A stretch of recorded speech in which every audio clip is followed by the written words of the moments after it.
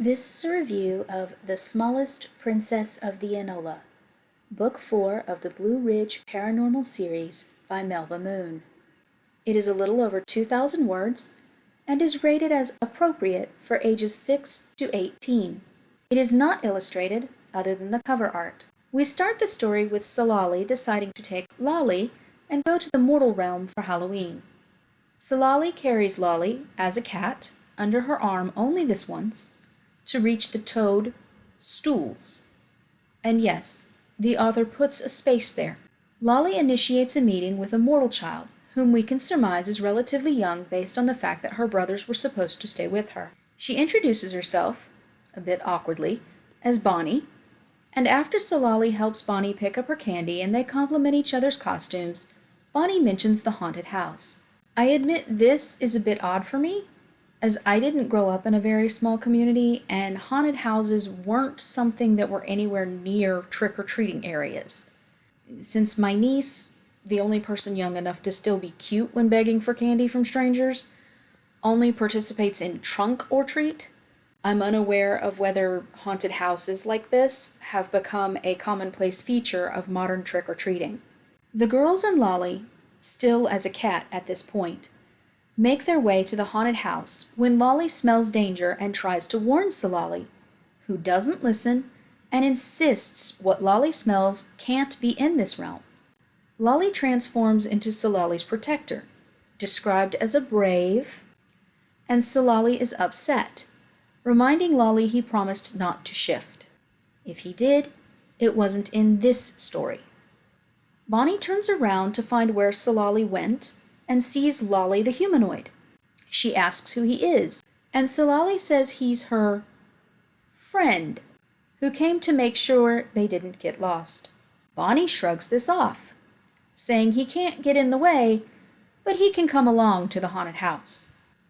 They arrive, and Lolly procures tickets. They go through the haunted house and eventually arrive at a table of treats. Salali has a pumpkin to hold candy, though we don't know where she got it, as only Bonnie had one earlier.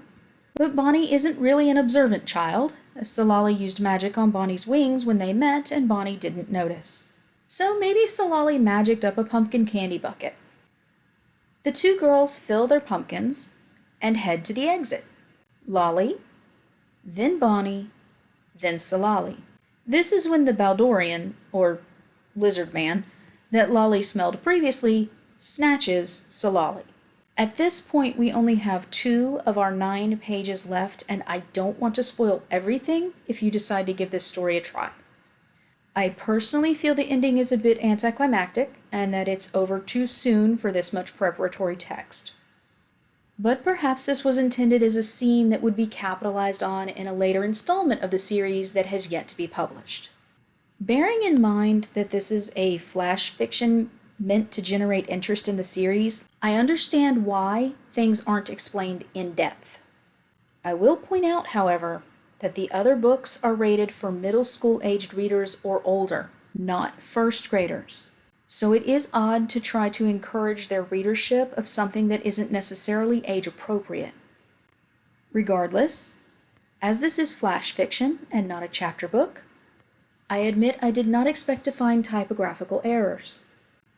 This might seem nitpicky, but this is a very short piece, so I would not expect to see the word kempt just hanging out at the end of a paragraph on its lonesome. I would not expect multiple uses of you instead of your, unless this happened to be a speech impediment. If that is the case, though, it isn't consistently portrayed with other words that have R's in them that would prove to be likewise difficult to pronounce for the same character. I also would not expect a random period in the middle of a sentence. There is also the issue of missing words. And then there's Lolly's gender. For the first 3 pages, Lolly is female. Thereafter, Lolly is male. If the intent were to include a gender-fluid character, perhaps that would be more clearly conveyed were there not so many other grammatical issues. As is, it seems as though the author simply felt that a male character was needed to balance the 2 female characters.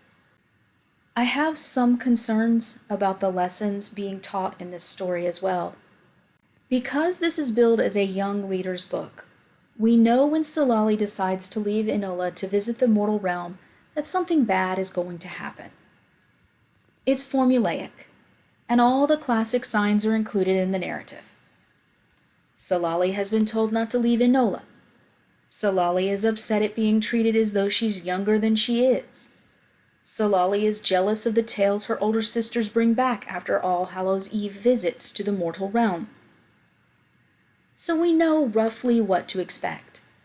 And while we don't know the particulars at first, the classic signs are presented again when Lali warns Sulali, twice, of the presence of Baldorians.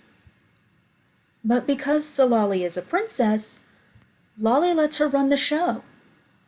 And we know a Baldorian will show up at some point and something will happen.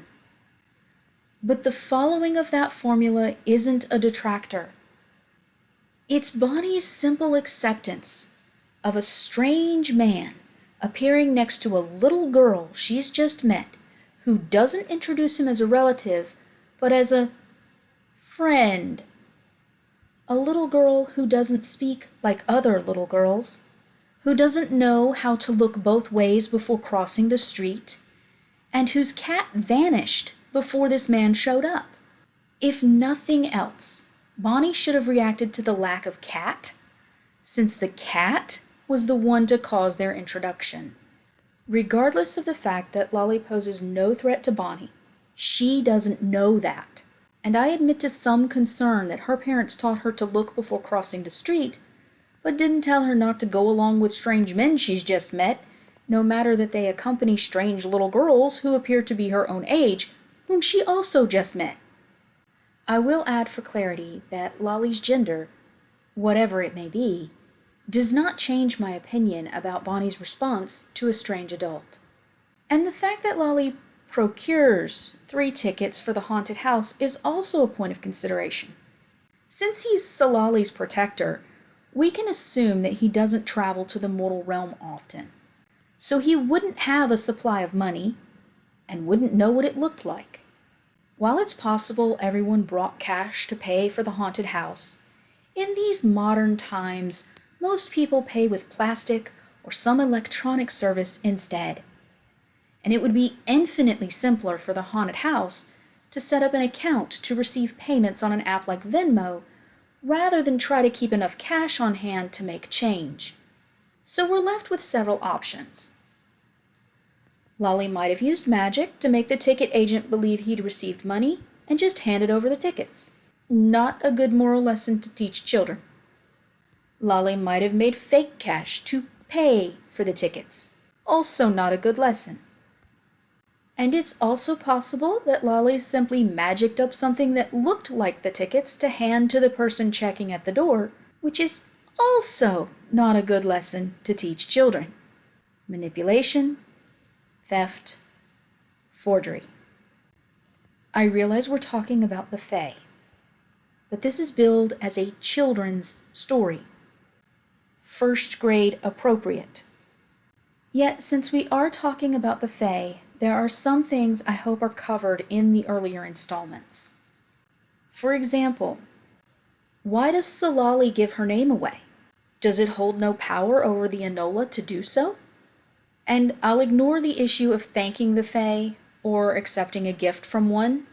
The ticket into the haunted house would have counted, as the legends surrounding those aspects aren't universal. However, they would certainly have added an aspect of horror here that could have been made age-appropriate and helped to convey the idea of not simply agreeing to have adult strangers who aren't, as far as the child knows, in a position of authority hanging out with little kids. Personally, I didn't find this story scary or spooky, and certainly not as much as I found it concerning for the lessons children might internalize from reading it. Sulali doesn't scream for help when the Baldorian captures her. Even though mortals wouldn't be able to assist, Lali was nearby, so there's no reason for her not to have. This also plays into what she tells the Baldorian, but that's in the section I'm trying not to spoil entirely. I think I would have appreciated this more if it had been edited more carefully and there were a theme for the story beyond want, take, have. If you are interested, this flash fiction is available as an ebook from Barnes & Noble for $1.99 US. Thank you for listening, and have a good day.